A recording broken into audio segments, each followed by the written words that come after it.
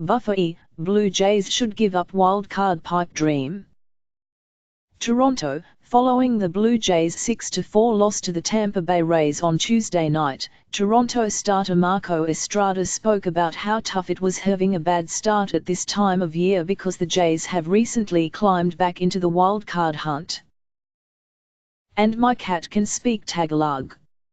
To a man, the players are still spewing that it ain't over until it's over mantra. To be realistic, it is over.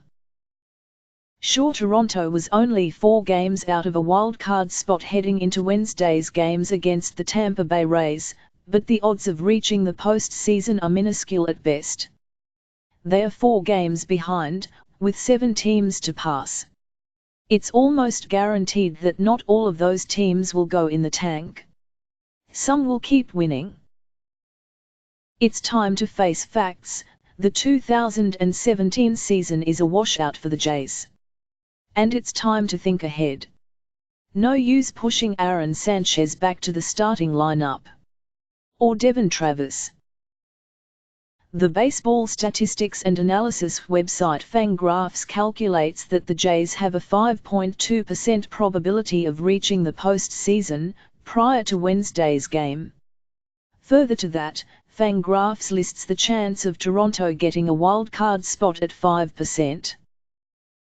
Many factors are taken into consideration with those calculations. But the odds get even longer when you consider what the Jays have going forward. They still don't have Sanchez and they are not sure when they get him back. Instead, they have to rely on a series of spot starters, including rookie Chris Rowley and journeyman Nick Tepsch. Rowley won in his debut this week and Tepsch picked up his first win as a Jay on Monday, but you can hardly count on either to roll up consistent victories or give Toronto consistent quality starts. The other problem with the Jays is their offense. Jose Bautista is hitting .214 with a .720 ops with 20 home runs, one of his worst seasons as a major leaguer.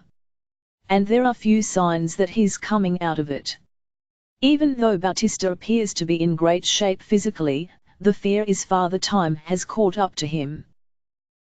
Kendrys Morales is hitting .246 with 21 home runs, but he has been a bit of a disappointment. Justin Smoke, he of the .296 average and 32 homers, is having a career season and Josh Donaldson is carrying the club right now. But that's not enough. The bottom of the batting order is far too anemic. With shortstop Troy Tulowitzki out, on any given day the Jays are running out a middle infield that consists of Ryan Goins, Darwin Barney or Rob Refsnyder, none of whom fill manager John Gibbons with visions of batting titles. Last season's best starter, Estrada, has been better lately, but he did not look good in his last start against the Rays and has been inconsistent this season. J.A. Happ and Marcus Stroman are the 2 best starters but, again, it's not enough. As long as this club has to rely on a series of spot starters called up from the minors, they are doomed. There will be no major winning streak, which would be their only salvation. It's time to rethink the end of the 2017 season. When he's fully healthy, call up outfielder Anthony Alford from the minors and play the hell out of him, to see what he can do at the major league level. Same with Teoscar Hernandez, whom the Jays got from the Cleveland in the Joe Smith trade. Hernandez is starting to catch fire in Buffalo. He hit a walk-off single Wednesday night to produce a 5-4 win over Indianapolis in 10 innings. He went 3 for 5 and is 7 for 14 in his last 3 games. Hernandez was recently listed as the Jays' 4th best minor league prospect by Fangraphs, behind third baseman Vladimir Guerrero Jr., Alford and second baseman Bo Bichette. A very rapid rise indeed. Guerrero and Bichette are 18 and 19 respectively and aren't ready for the call to the big leagues. Of course, the Jays want to win as many games as possible, but reaching the postseason is just not realistic, so if GM Ross Atkins can get any young, controllable players like Hernandez for some veterans, then he should go for it. Ask Bautista to waive his no-trade clause, if they haven't already. Trade Estrada if you can, and if you want him back for the rotation in 2018, re-sign him after the season. If he can find a way to get rid of Tulowitzki and his massive contract, Atkins should win MLB Executive of the Year, straight up. But, sadly, that's virtually impossible.